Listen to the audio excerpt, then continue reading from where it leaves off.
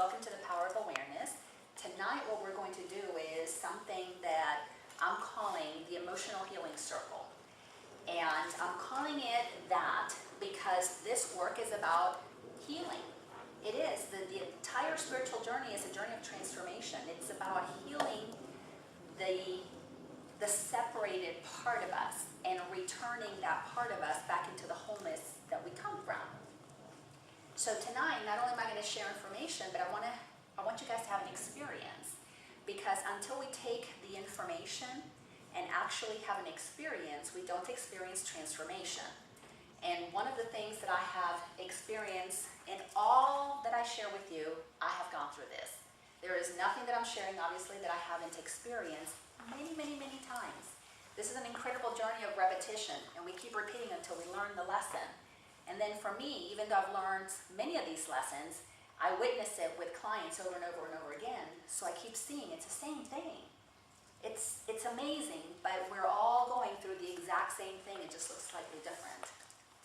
But anyways, the reason I want you guys to have an experience with this work is so that you can see not only is it super simple, but it's also very easy to use. It's something you can draw upon at any time. So if you need to ground yourself, these tools that we're going to talk about today are going to help you ground yourself.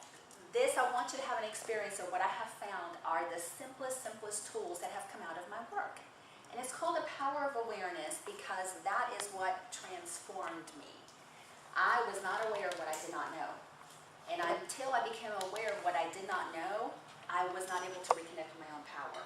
So my power has come from becoming aware.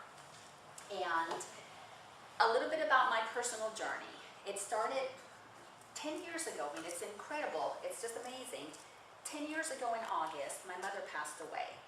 At the time, I was 41 years old. No, I was 40. I was 40 years old because I'm 50 now. So, 10 years, 40, 50.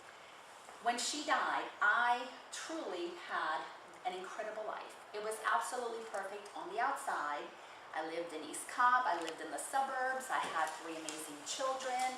I had a great career as a realtor. I was married to a wonderful man. I was involved in every possible activity that the perfect mom and wife should be involved in. I was there. PTA, HOA, CIA, I'm sure. Whatever it was that I needed to do to show the world how perfect I was doing that. And I was doing it pretty damn well. I was the volunteer coordinator, I was the captain of the tennis team, I was the head of the women's club. So needless to say, all of the margarita parties and the banco parties were always at my house. So I was super busy and had a full-time job and was a mom. And when my mom died, it was the most amazing thing. I went into this incredible grief. Obviously, my mother, we all have a certain relationship with our parents, and for some people, when a parent dies, it's like a piece of you gets pulled out. And even though I've coached lots of people whose parents have died who did not have a good relationship with their parents, there's still a void. There's still an unknown. So if something gets yanked out of you, but especially with my mom because we were very, very close. And my dad had passed away a year earlier, so now I was like done. I'm an orphan.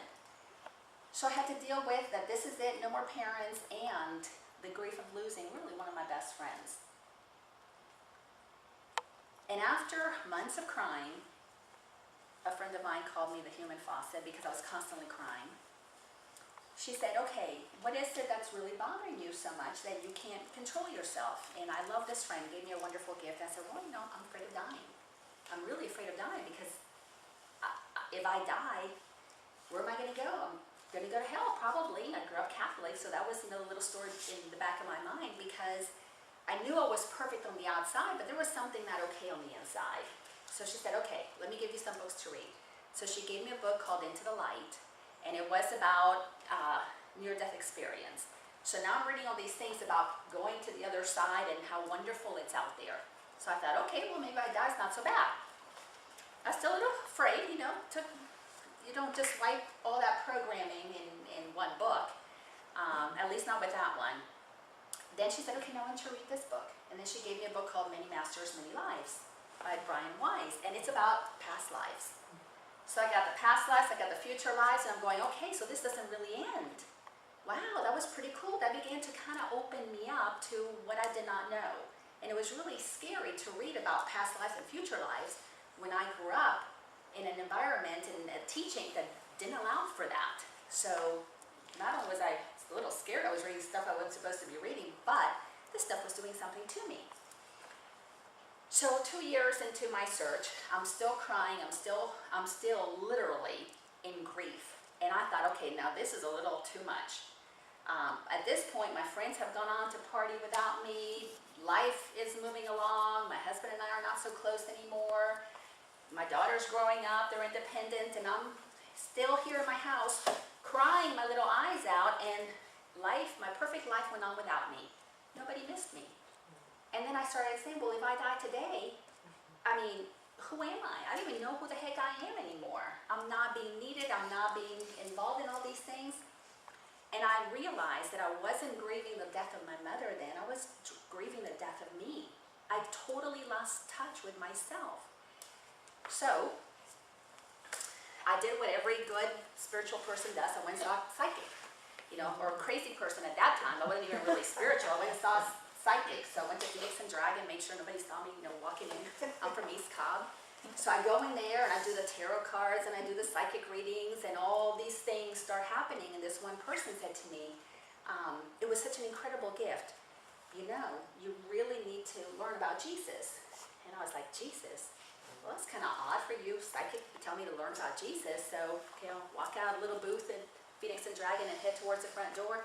And I'm walking down the hallway, and this book catches my eye, the corner of my eye, and I look at it, and it said, I don't remember the exact title, but something about Jesus. And I went, oh my gosh. All right, by this point, I've had quite a few years of coincidences, and I knew, I got to get this book. So I got that book, and it was the Gospel According to John, all about Jesus. I take this book home, and I literally in that moment had what I would say was probably my first awakening, that I was expanding my awareness, and then all of a sudden it was like something grabbed me. And it's Jesus, of all people. It was so amazing because when I was a little girl and I was reading about Jesus, growing up Catholic, I didn't tell you the little part, is that my dad was Catholic, my family was Catholic, but my mother was atheist. So I used to go to Catholic school with the nuns and all that good stuff.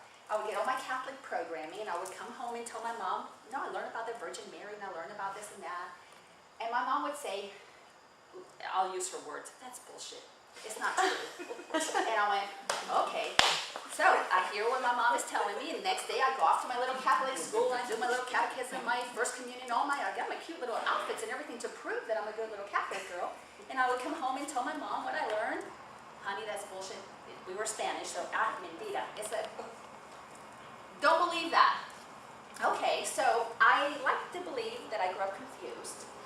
However, it gave me permission to question. My mom gave me the greatest gift. She gave me permission to question things. So as I'm reading this book about Jesus, I'm going, so many things that were familiar to me as a little girl that the nuns told me wasn't true. So many things that were real to me about the love of God, that I was told no, that I am a sinner, that I'm a bad person, that I've got to repent for the rest of my life, and I'm going to go to hell if I don't do blah, blah, blah, blah. All those things that didn't make sense, that really felt like nonsense, this book was telling me that as a little girl I knew what I knew. And I was talked out of what I knew, truly. So that book gave me permission to begin to believe everything I was discovering. So anyways, fast forward a couple of years later, I had began to change. Now the people who had ignored me and people that knew me as the crazy girl crying for all those years began to say, what's going on with you? I see these changes and you're totally changing. It was incredible. I began to help realtors. I was a realtor, so I began to coach realtors. And that's when I got my coaching certification. And one day, I knew that the stuff that was coming to me, that I was using to change me, I needed to share this with people. So I went into my sunroom one day, and I knew I was going to write a workshop. And I went in there and wrote this incredible workshop called The Power of Awareness. It took me about 3 hours. And I I had been searching for something that explained from A to Z what the spiritual journey was about. Because every book that I read gave me A, B, C, or D, or elemental P, or X, Y, and Z. But nothing was comprehensive, at least not for me at that time. And when I wrote The Power of Awareness, it was like, okay, from A to Z, this is what the spiritual journey is about. So I knew I had to begin teaching this workshop. And Sweet Peggy was in my very first one about 7 years ago. And I haven't stopped. And the message hasn't changed, which is the miraculous part about it. It has withstood the test of time. And the more I read, by now I probably have read 1,000 books. Who knows how many workshops I've been to. I've given myself a PhD in spirituality. I've studied the quantum physics, the psychology, I've studied philosophy, I've studied, you name it. I have dabbled in a little bit of everything because I knew that this thing that was happening to me couldn't just be labeled, one thing. So what I have discovered is that there are two parts to us. And this spiritual journey is about becoming aware of these two sides. So what I want to share with you is everything that I have gleaned, and also offer you an opportunity to take this and have an experience with it to assist you in your own journey. And to me, the spiritual journey is very simple. It is nothing more than what I am coming into this earth, to this planet, to have a physical experience, and basically hide underneath the pretense that I am just a human being. And then we spend the rest of our life, or lifetimes, or however it feels comfortable for you. For me, we can do it all in one lifetime. And it's happening now. I'm seeing it all over the place, so I know it's doable. And we're playing the spiritual game of hide and seek. So the magnificence of what I am comes in and hides underneath this nice little ego shell. And then I spend my life seeking that truth that's already hiding inside of me. And it's kind of an interesting game, because here we are, all of us that say that we're on a spiritual journey. I hate to burst your bubble. Before I burst your bubble, disclaimer.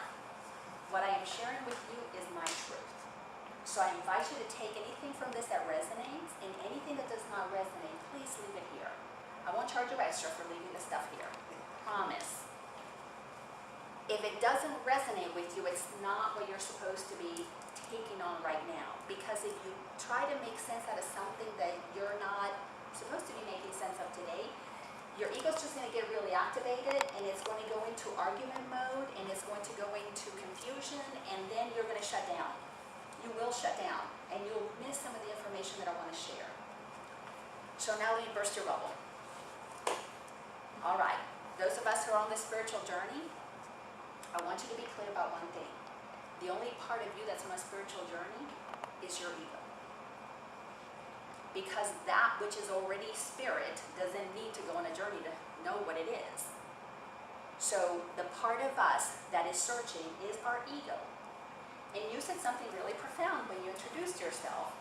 You said that you were at a place that as you're moving along on your spiritual journey, your ego is giving you some resistance. And this is why. Our ego is the one that's always becoming something. Our soul already is all that it can possibly be. So as our ego is in the process of becoming, of gathering information, it is out there wanting to gain lots of stuff. But there comes a place on this journey where we kind of switch from getting information that is feeding the ego to a transformation happening that is allowing my soul to emerge, which means as my soul strengthens, my ego shrinks. So let me give you a little visual so that makes a little bit more sense. What we are is pure love. That is what we are. We are born, we come from love, we are love. That is what we are, whole and complete already. And then we come into this planet. We have this human experience. We're born. We come into, a womb. So this soul that we are, that is pure love, knows that that's what it is. That's why every time we look at a brand new baby, I don't know about you, but I've never seen a baby going, ooh, there's an ego. I just go, oh my gosh, that's pure love. It's pure innocence. It's pure joy. It's pure everything. It's already whole and complete. Of course, count the little toes to make sure, as you guys probably did recently. But you know that there's pure perfection there. There's no questioning that. So this wholeness that we are comes in As you look at your little baby girl, you know that.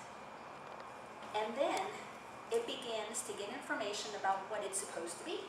It's given a name, it's given an ethnicity, it's given a religion, it's given a social status, it's told what it should be, do, have, so that it can grow up and be, well, successful in the eyes of everybody else. So this little baby that comes in, and we all have an ego, because we're on a human journey. This little baby's mind begins to get filled up, and the ego begins to take over, and the heart of what it is, its soul, its essence, its truth, what is natural, begins to kind of go into hiding. It begins to recede. So the essence of this incredible little child, and this is what happens to every single one of us, basically gets covered up underneath all the layers of beliefs of what it should be, do, and have in order to be successful. But here's the thing, in the eyes of the world, not in the eyes of that which created it, only in the eyes of the world, everybody outside of itself. So the spiritual journey is nothing more than the ego trying to find out what's going to make it happier. So as our ego gets information on spirituality, we get a spiritual ego. And then we come to the place of, there's a tipping point. And to me, this is what's happening right now. This is what this whole 2012, the age of enlightenment, whatever it is that we're on, the shift. We're shifting. We're tipping the balance, where there is more heart showing up and less ego. That's why I think we are like drinking in the spiritual information, because there is something inside of us waking up. We can't stop this train, it's happening. But I'll tell you what we can do. Stop feeding your spiritual ego. My latest newsletter, I sent it out and I said, I have just completed this is the end of my spiritual journey. I no longer want to be on a spiritual journey. I don't need to know how to be spiritual. I am now on the love journey. I am seeking for anything and everything that allows me to express the love that I am. That's the journey that I'm on, to express what is natural about me. I don't need to read any more books about what I'm not. Once you get that, once you tip the balance, time to put that information aside. I'm not saying don't to stop reading. I'm still reading because I love to have resources to give to people. Just about every client that I have, those poor people have read so many books. But anyways, so I like information to share. But be really clear about which part of you is trying to become spiritual. Because that's the one that if you feed it a lot of spiritual information and you don't question it, is the one that's going to keep you on the journey. It's going to keep you searching. And guess what? You're already born as love. You don't need to search. You just need to reveal. So this journey is about taking those layers that got put on us. So I want to share with you the simplicity of this, so that you have something that can assist you on your journey. So as I said, there's two parts to us. That's all that there is. And the reason I'm going to emphasize to keep it simple is because the only part of us that likes to complicate things is our ego. And the reason it likes to complicate things is because from the moment we were itty bitty, and you teachers here, I'm sure you'll appreciate this. From the moment we were little, we were conditioned to believe that the more we knew, the smarter we were, the more we were prized, the more we were rewarded. So we have set up a system of going from, now we have preschool, now we have preschool. We want to get these kids smarter, brighter. So we go through all those pre-whatever. Then we go through elementary and middle school and high school, and then there's college, and then there's masters, and then there's PhDs. I don't know what else they're going to come up with next. But it continues to perpetuate this thing about acquiring knowledge. And the more you know, guess what? Oh, that makes you extra special. That makes you a PhD. Woohoo! Now you really are the smartest thing in the world. So your head gets filled up with a lot of information that all it does is give you a lot of information. I mean, really, that's all it does. But it doesn't make you more of who you are.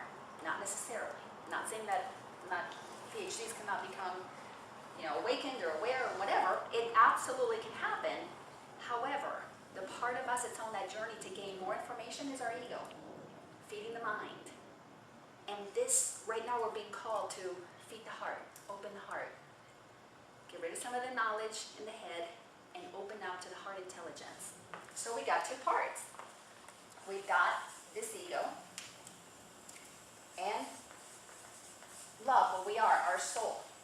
This is what's natural. So that's the first thing I want to put on there. Our soul is what is natural about us. Our ego is what is learned. And the ego is created by one simple thing. Separation. That's what stands between you knowing what you are and what you think you are. Is a mind that believes that I'm separate. What I want to do now is I want to take you to this place that this is the easiest way that I can explain how I think everything happens. So there is this one source of all that is. Call it God, spirit, universe. Call it creator, energy.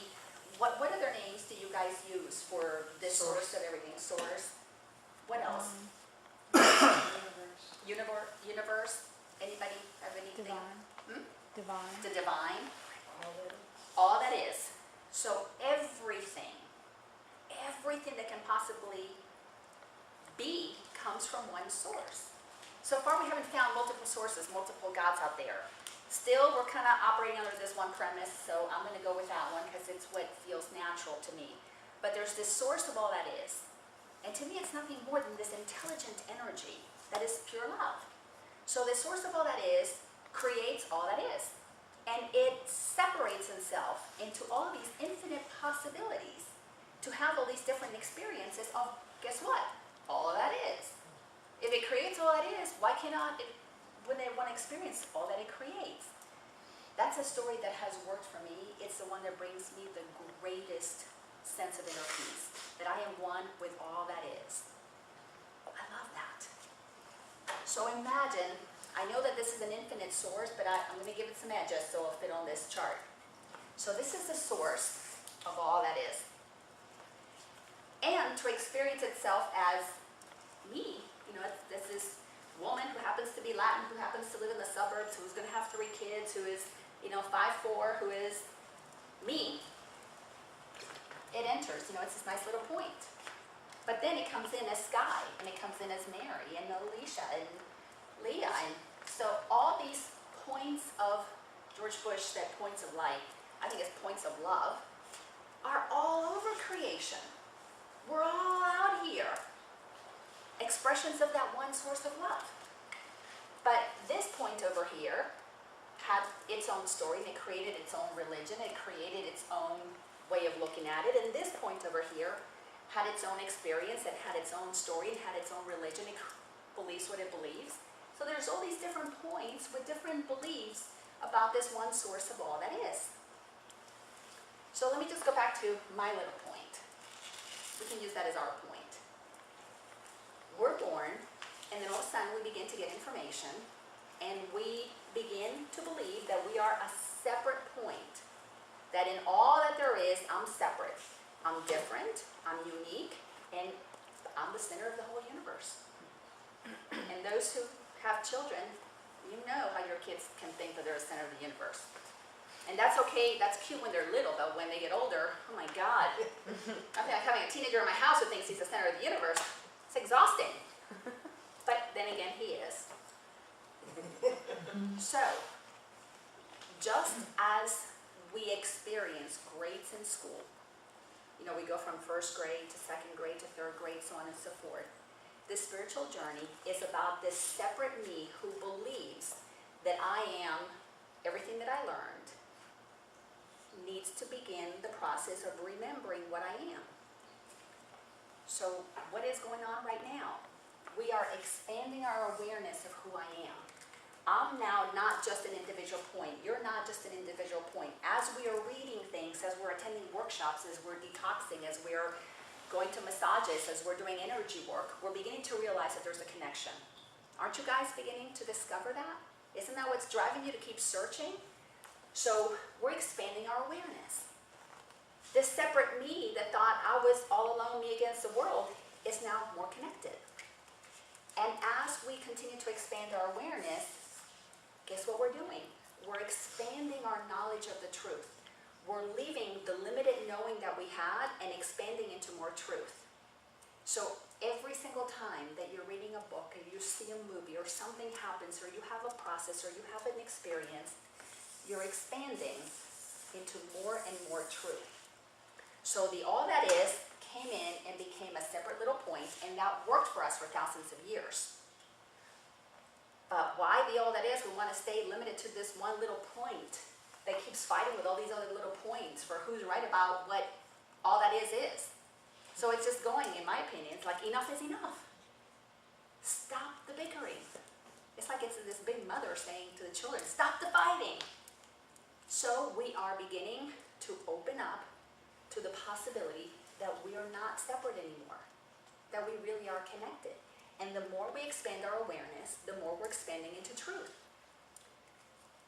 It's an amazing thing, but as we're moving to this journey, back to know the truth of what we are, back to expanding to being everything, all we're giving up, and this is it, this is really simple, all we're giving up is our stories of limitation.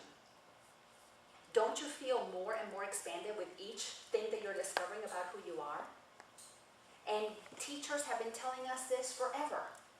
Whether it was taught by Buddha, or whether it was taught by Moses, or whether Confucius told us about it, or Socrates, or Plato, or, Jesus, Mother Teresa. Now we have all these teachers that are telling us the exact same thing. I don't know about you guys, but I'm not reading anything different.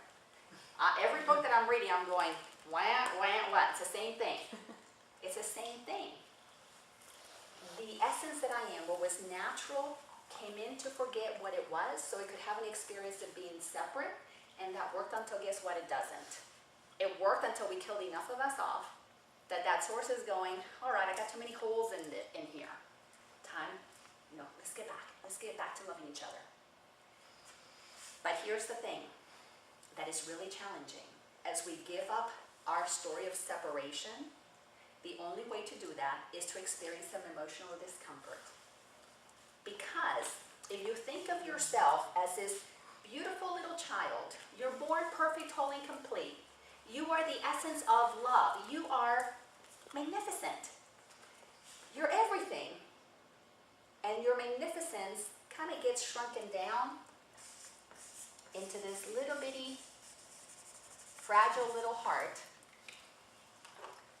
that the ego's job is to begin to create these layers of protection so that we don't hurt because we believe that we're separate little hearts. And I'll explain that a little bit more in a second, but I kind of wanted to give you that visual. We're everything, we're the all of love that has descended into this one little point, and through the process of socialization, our family programs us into believing what we are. But here's what happens. When one separate being, one separate new point of love meets another separate point of love, what do you think happens? Ego. Yeah, and we believe we're separate. So now there's baby, there's mommy, there's daddy. Now we got three entities. And then there's baby, there's mommy, there's daddy, there's sibling, and then there's grandma, and then there's grandpa, and then there's teacher, and then there's preacher, and then there's, the media, and the president, and da-da-da-da-da. So all these separate points who believe that they're separate begin to place demands on all these new little ones. And as this demand on them behaving and being and acting and doing the things that the separate points who have been here longer and are bigger and taller tell it, this little being that comes in all powerful begins to relinquish its power. And do you guys know why we relinquish our power?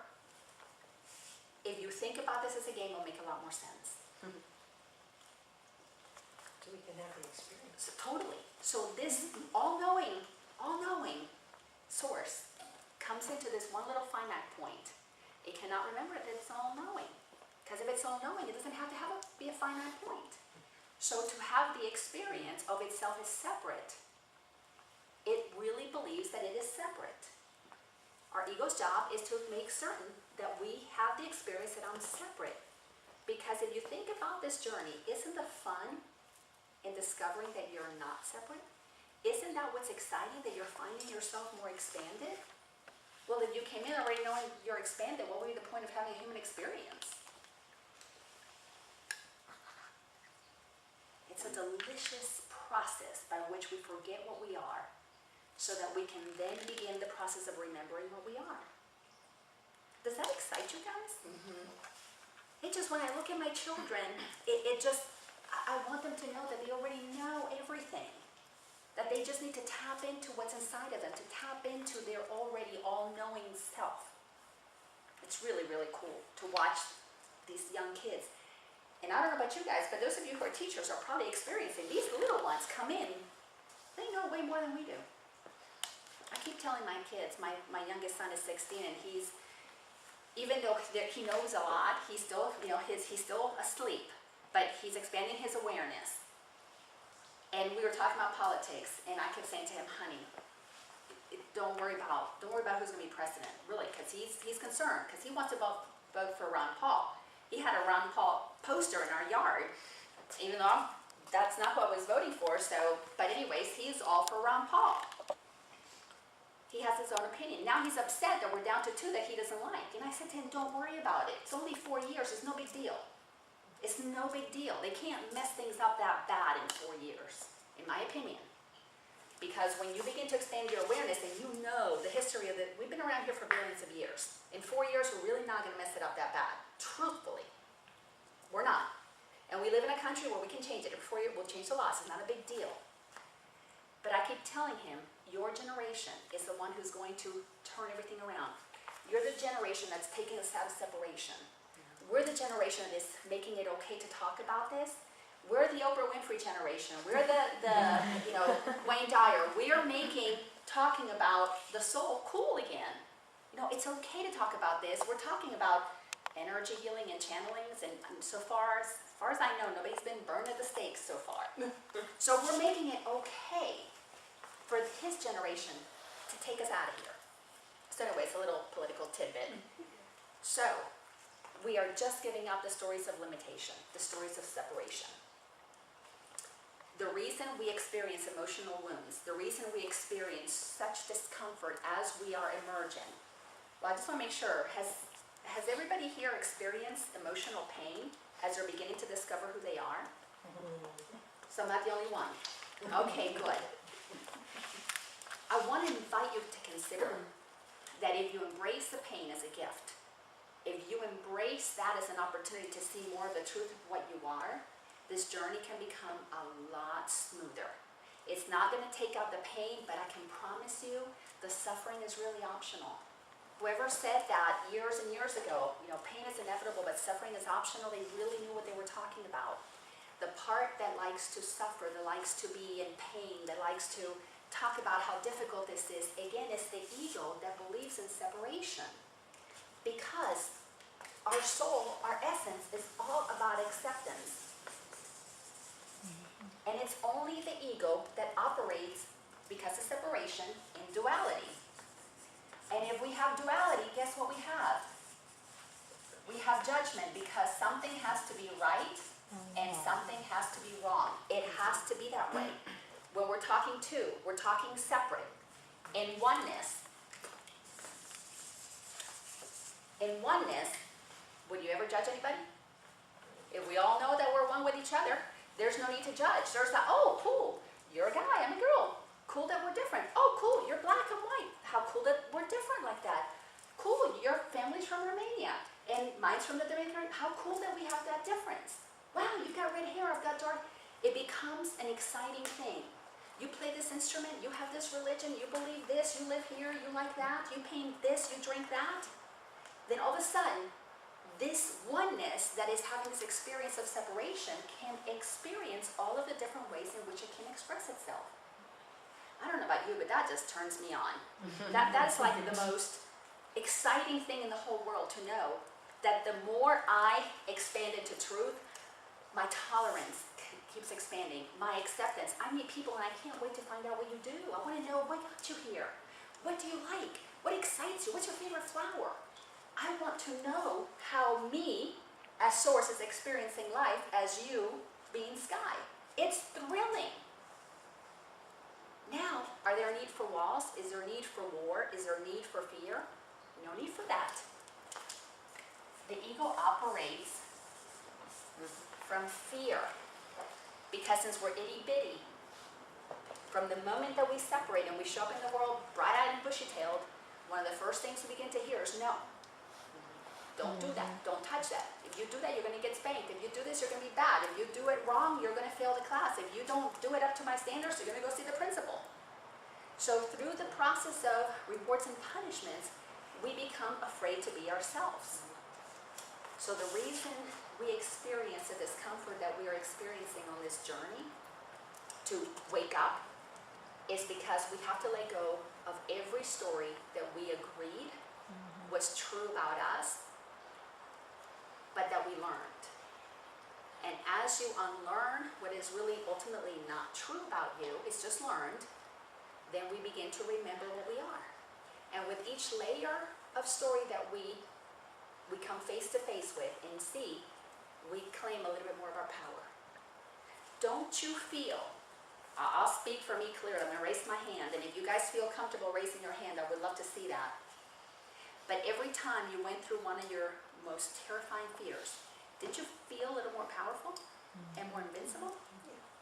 Yeah? And didn't you come to realize that what you were afraid of was just a story in your head?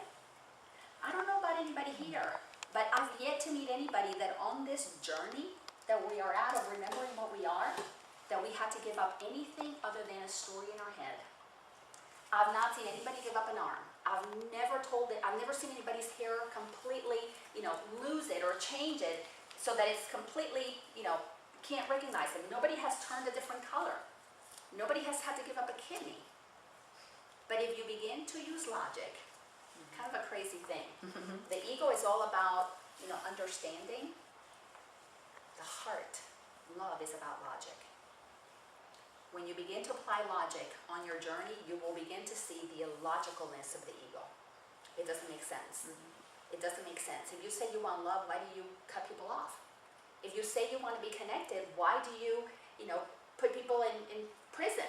If you say that you want to be happy, why don't you work at your relationships? But people don't do what you want, boom, they're out. It makes no sense. But you got to bring the intelligence of the heart to look at that. So this process, go ahead, Scott. Well, there have been spiritual teachers in this era that have had to give up their bodies, like Osho, because he was poisoned. But, they're at the point where that was okay because they saw what you're talking about. You know what I'm saying? Completely. Whereas, like to me, right now, at this moment, if I thought, I gotta give up my body to learn or grow or hold on to my beliefs, that right now would feel like too big a sacrifice. It feel like a kidney or an arm or something. So, I don't know. And that's a great comment to make. So we had this teacher, 2,000 years ago. We've had many of them who, anybody grew up with a Christian background? No? So if I talk about Jesus, you kind of sort of know, okay, cool. So he was a teacher who was willing to show, I am not my body. I'm not my body. I know that I'm one with the source that created me. I am not my body, so if you crucify it, I'm okay with that. And I am pretty close to that. I am at a place where I am not afraid of death, and if this body goes, it goes, because I know I'm eternal. I know that without a shadow of a doubt. But then I still have a human mind that, I'm a little attached to my body. I do like it. So I keep exercising it, I keep feeding it, I keep, doing certain things with it that, I keep doing the nails and cut the hair. I like that. I am enjoying having this separate experience. But, Jesus also is the one who said, be in the world but not of it. So being in the world, to have the experience of meeting myself in all these different permutations is so exciting.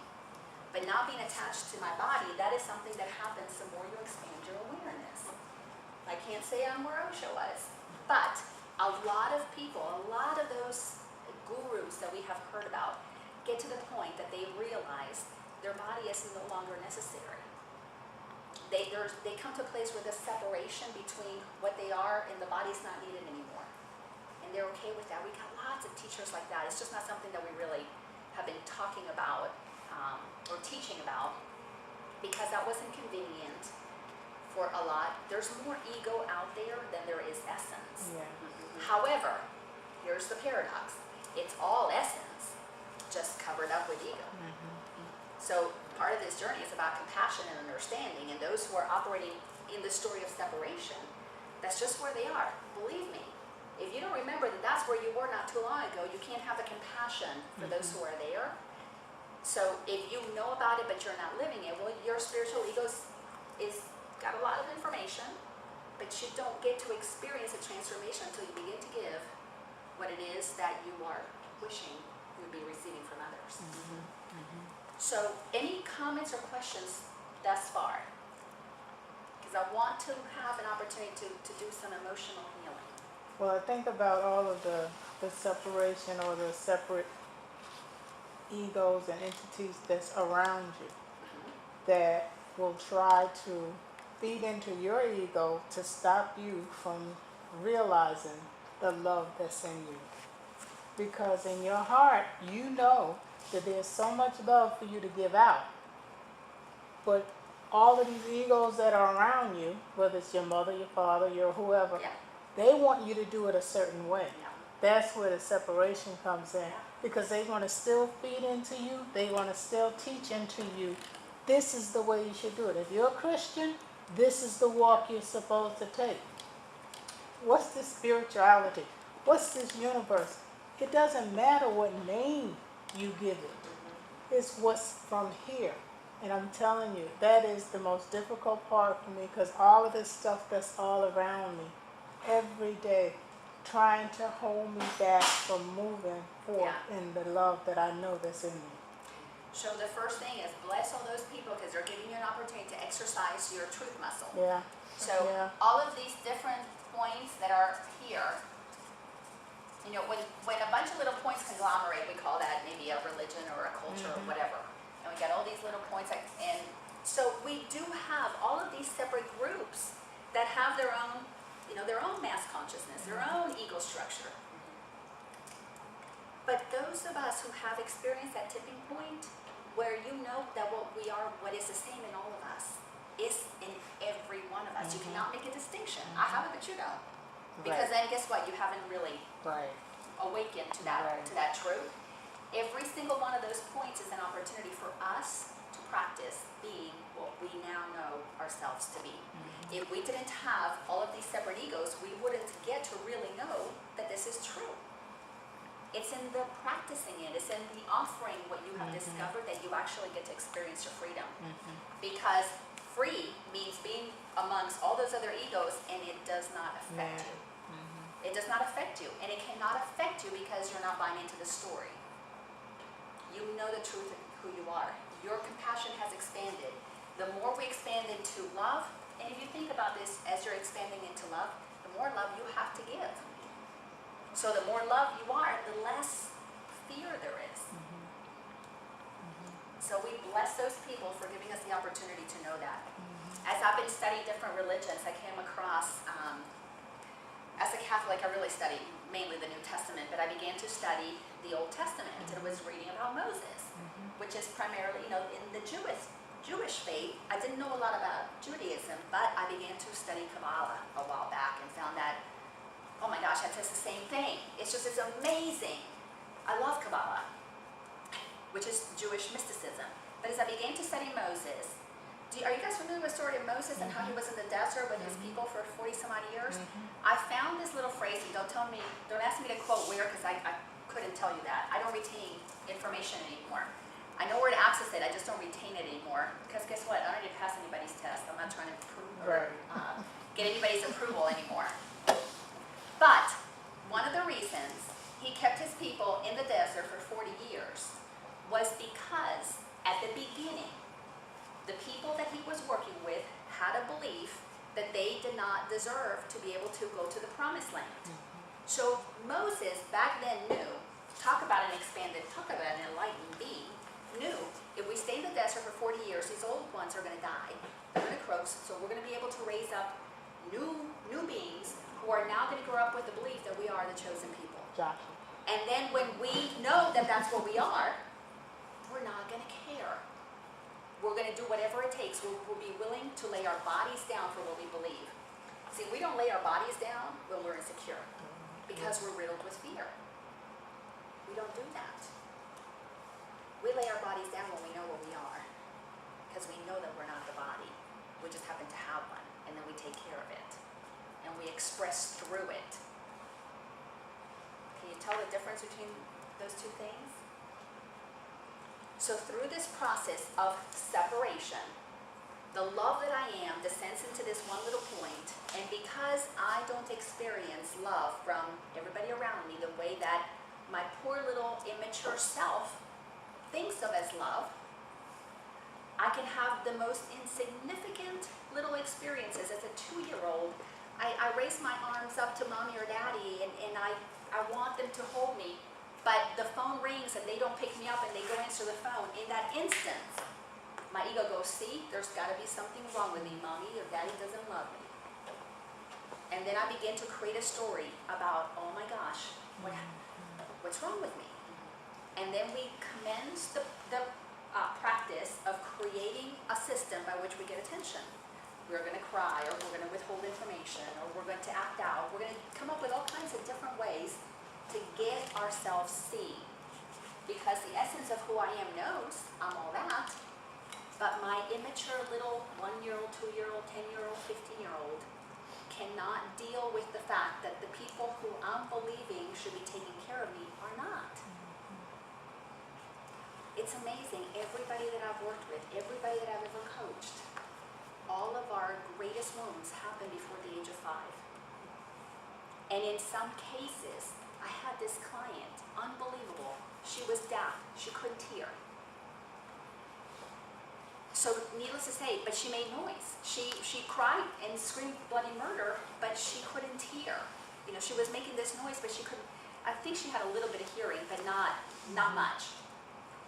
And when she was like 3 years old, the more we were going into that place where she believed that she wasn't worthy, she wasn't good enough, where she thought of herself as totally separate, she went to the place where she was 3 years old in the kitchen, screaming to get mom's attention, and mom just had it. I mean, mom just had it. Can parents in the room here, you know, you got a baby crying, or aunts, or, you know, uncles in this room, you know, you hear a little baby crying. Well, 1 hour, you can kind of deal with it, 2 hours, 3 hours, but years? So mom needed a break and put her outside the kitchen door on the front steps, shut the door, and went inside to make dinner or take care of whoever else was in the house. This little child made up a story. Her ego made up a story. See, I am separate. I must have done something wrong. There's something wrong with me. I'm not good enough. And then we begin to build the walls of protection. So when she wanted to get the people's attention, what did she do? She wouldn't speak. Because her mom, when she got quiet, came and got her. So she associated, when I withhold my voice, then people want to know what I have to say. But, part of the tricky part of the ego. So now, I'm going to punish you, because when you want to know what I have to say, I'm not going to tell you.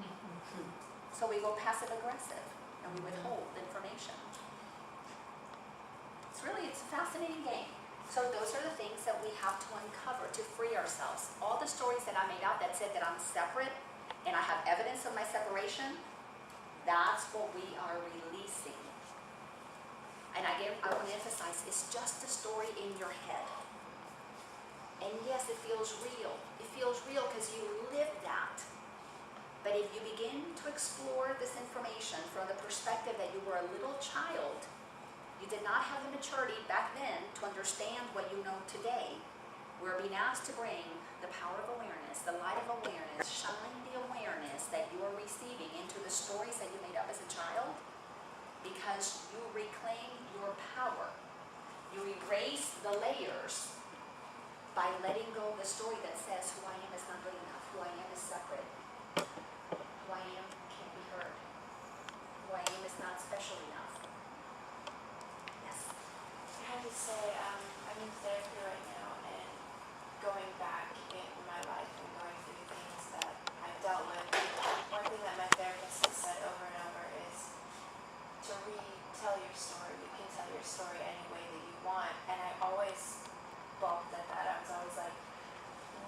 can't because then I would be making something up. The story is what it is. That's how it happened. And, you know, that's it. I can't change that. I can't retell that. But this is making a lot of sense that it wasn't exactly how you thought when you were 9. Or, you know, you didn't have that understanding and that awareness, and you can retell it. You can make it. Oh, I get it now, and it is a different story. So thank you. It makes sense now. Absolutely, I'm so glad, thank you for saying that. I have a question. Do you have to go back?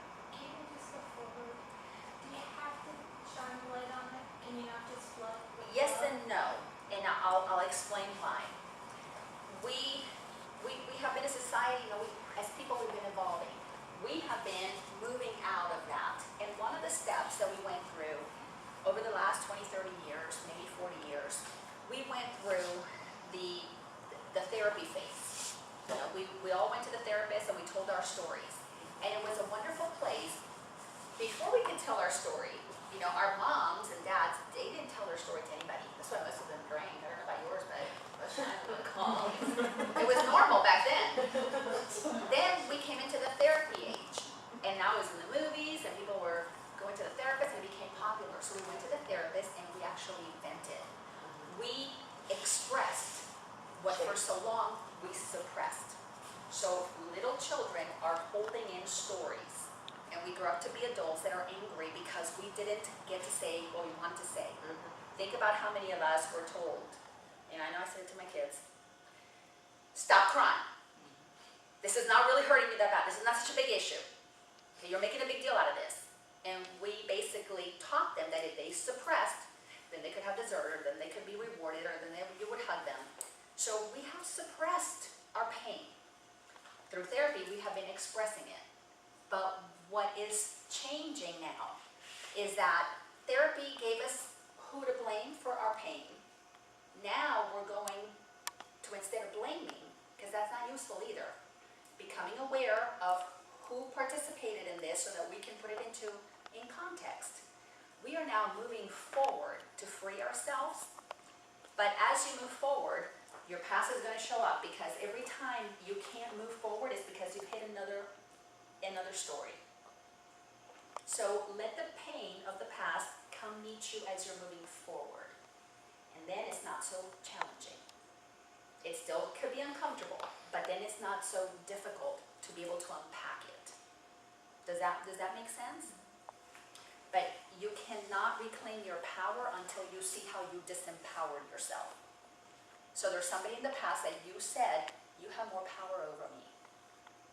And that continues to perpetuate, and it's just through repetition, we have the experience of seeing what we believe about ourselves projected out onto our spouses, our friends, our teachers, our bosses.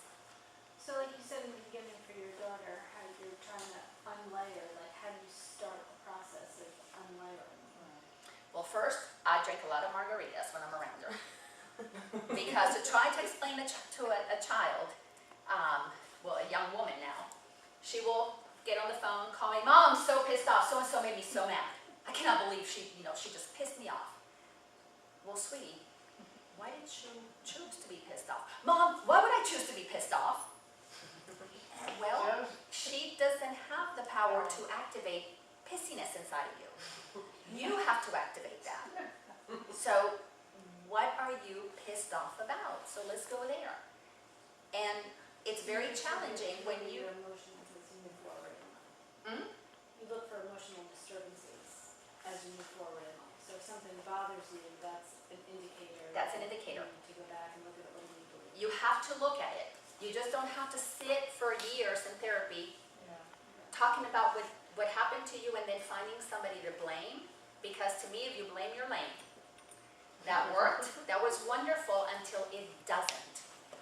Now we're in the process of looking at, okay, here's the thing. Our ego needed to blame somebody to continue the story of separation.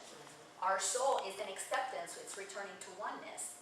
So here, I knew who to blame for my issues. Here, I know who to thank for giving me the opportunity to experience being Laina in all of the ways that I've experienced being me.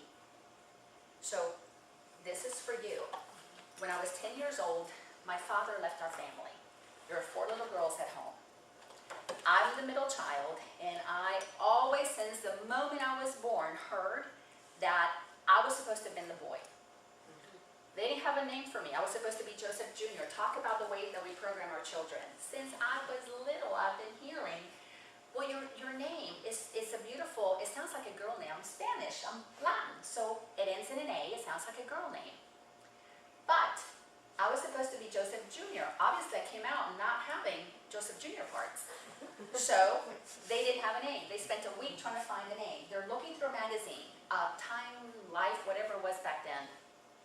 And they saw a story about an astronaut who had a son, and they named him Laina.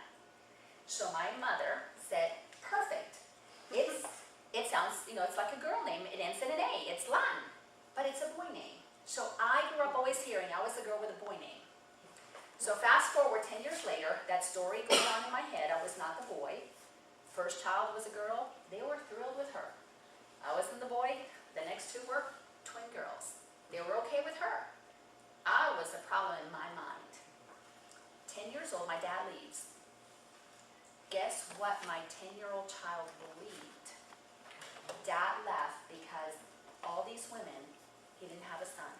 If I would have just been a son, if I would have been that boy, Dad wouldn't have left us. Do you know how long I carried that story?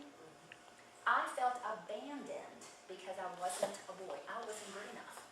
Who I was not okay. But how did you find that? Well, let me take you there. So for all those years, how did I compensate?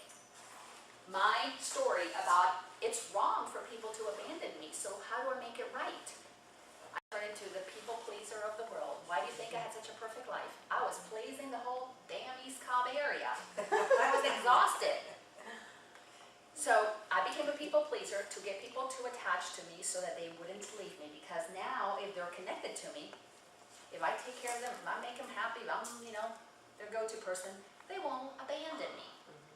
So when my mother died, I felt abandoned again. What's wrong with me? Why am I, of all of my friends, the first one whose mother had to die? All my other friends, all their moms were alive. I was the first one in my group that went to the mom's funeral.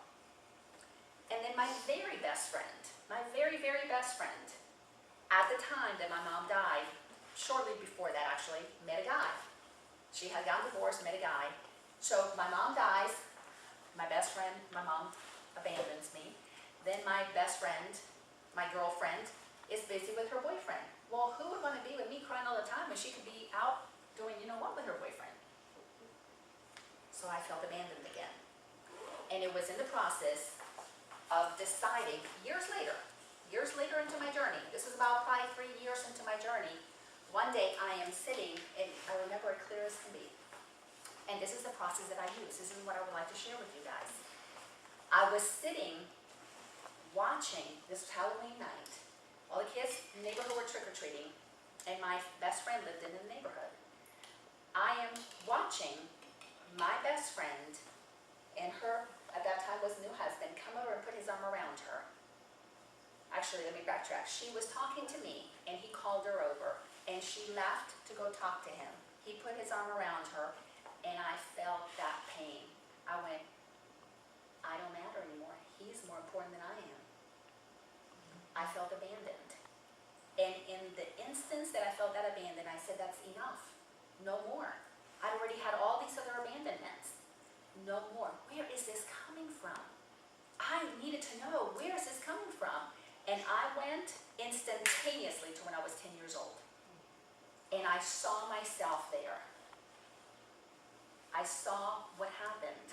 The minute we found out that my dad was not coming back, I deflated. I fell to the ground in tears.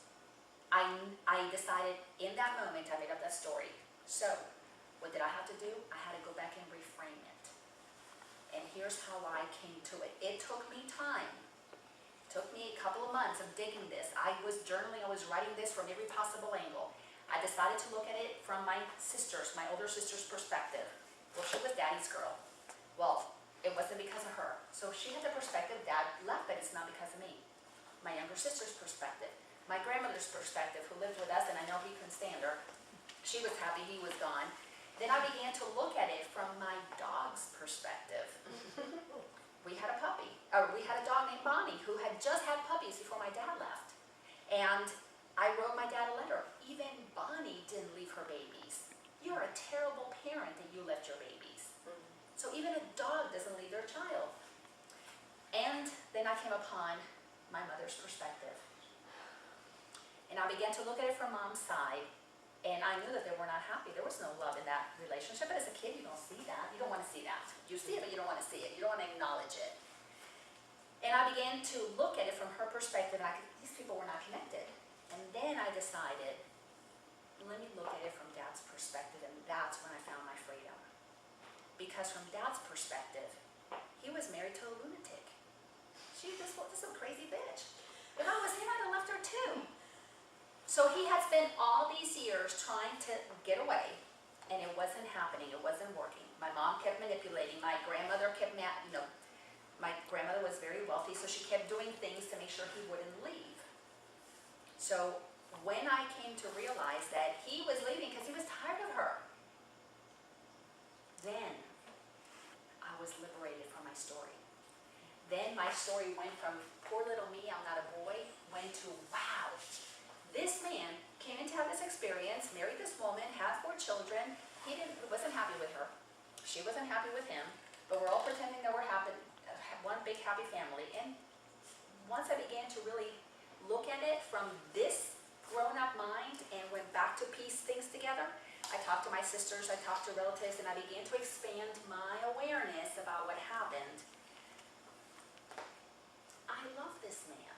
I wanted him to be happy, and he could no longer be happy there. But as you begin to connect the dots and you begin to give yourself freedom from one story, it's like a domino effect. All of a sudden, freedom shows up everywhere. I wasn't happy in my marriage, so I had a belief that I could never abandon my children. So I was going to have to stay married for however long my children were at home. And the minute I realized, wow, Dad had to do what made him happy, then I found myself coming into integrity. Now, I've got to let my children know. I prepared them. This has nothing to do with you guys. Nothing to do with you guys. But Daddy and I, we love each other, but we're not in love with each other anymore. And that became the way that I was able to be in integrity and move through my divorce. Because I had my beliefs. I can't do it the wrong way. I got to do it right, so I'm going to have to stay married forever because I saw what wrong did and it didn't feel good to me as a child and I didn't want to do that to my kids. So we make up a story about something at the level of intellectual knowledge, of the level of maturity that we're at, and we make that be so until we go back and decide it can be a different way. Yes. You, in your journaling, you had a moment of what I interpreted as an intellectual realization, but of why you did the way you did. But did you then have to, I mean, this is what I've learned, and I'm sort of checking out to see if this is true for you. Did you have to like experience thoroughly the emotion to let it go, or did that intellectual realization just have you let it go? The first couple of times that I saw things, I had to sit in the pain because I didn't know what to do with that.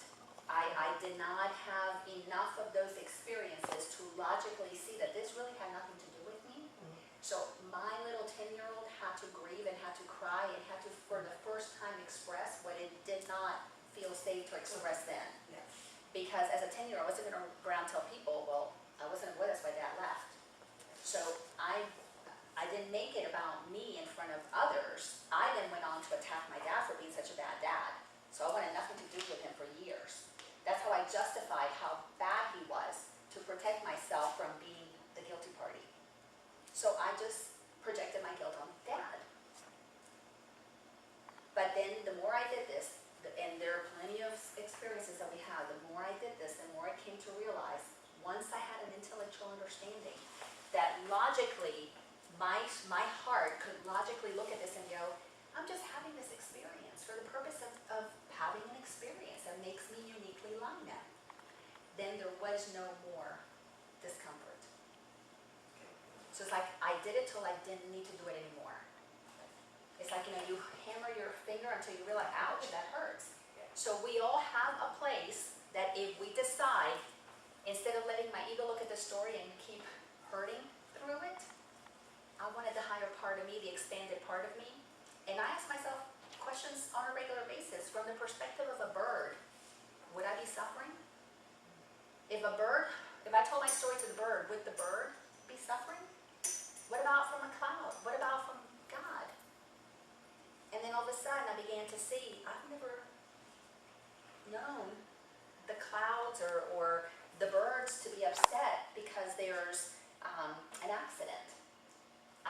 You don't see the clouds not rain on bad people, but only rain on good people.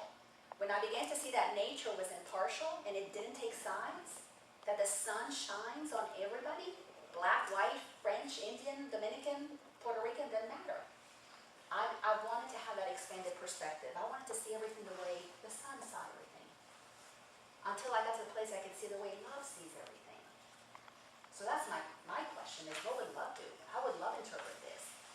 And all of a sudden, there's no room for pain in love because love doesn't hurt. We have learned that love hurts because we had an experience of what we thought was love, but it was separate, conditional love.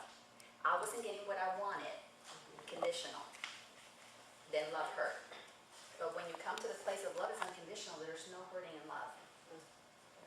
Ego has written a lot of love songs that are really sad and sappy. I can't listen to that stuff anymore.